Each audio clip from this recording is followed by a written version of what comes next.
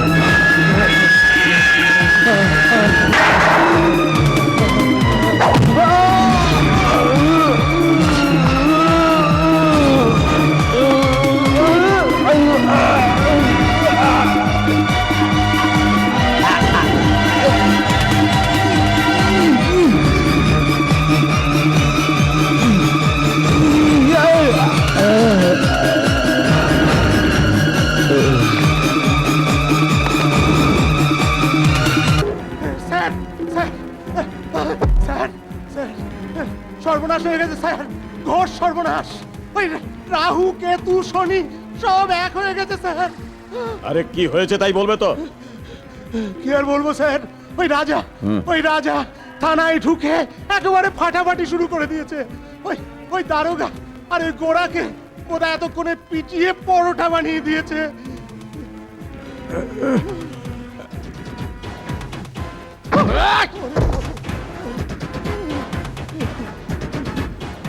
আমি জানতাম এটা হবে। ওরা আর ওসি ওখানে কি করছিল? গুলি করে ঝাঁঝা করে দিতে পারলো না? আরে গুলি করবে কি, রাজার নিজেই তো একটা আগুনের গোলা কি আমার গুলি করা যায় নাকি? ওরে বাবা রে, ধূমকেতুর মতো কোত্থেকে ছুটে এসে সবাইকে পিটিয়ে ছাতু করে সব তছনছ করে দিয়ে গেছে। ওরে বাবা রে, এখন আমার এখানে না চলে আসে। আসুক, আসতে দাও। অতিথি আপ্যায়নের সমস্ত রকম ব্যবস্থা করে রেখেছি।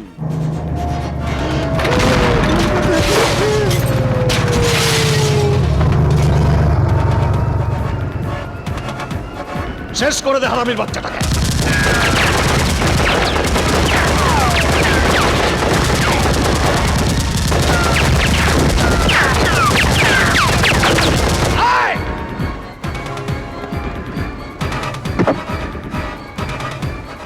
রাজার এখানে কেউ নেই। এই মানে কপ্পুরের মতো হাওয়ায় মিলিয়ে গেল নাকি? কোথায় কোথায় রাজা কোথায়?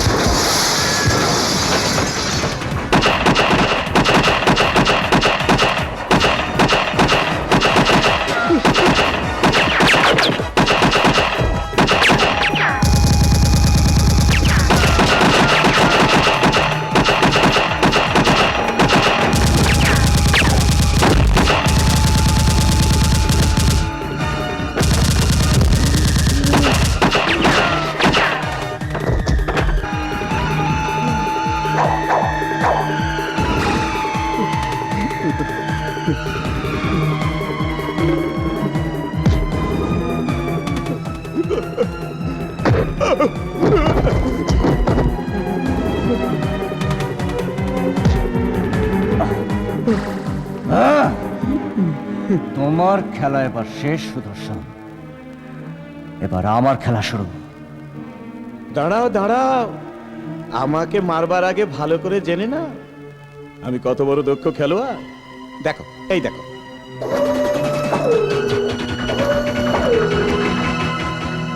হ্যাঁ, রাজা, আরো আছে না, এইদিকে চেয়ে। রাজা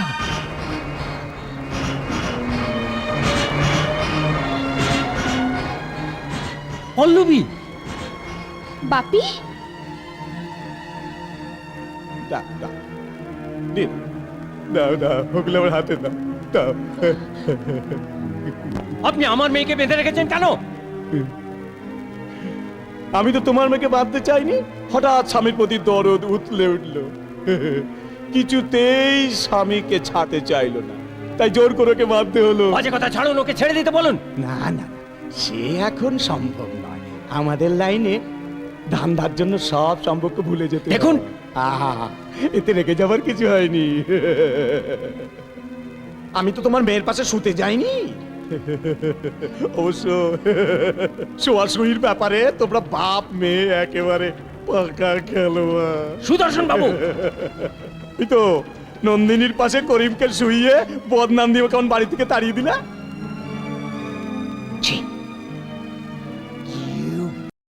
ছেড়ে দে আমার মেয়েকে। ওরে বাপ রে বাপ, এতদিন তো জানতাম ওই হাত কেবল আমার ঘুষের টাকা তুলতে পারে, ওই হাত যে আমার দিকে লোহার পিস্তলও তুলতে পারে তো আমার জানা ছিল না। বাপি!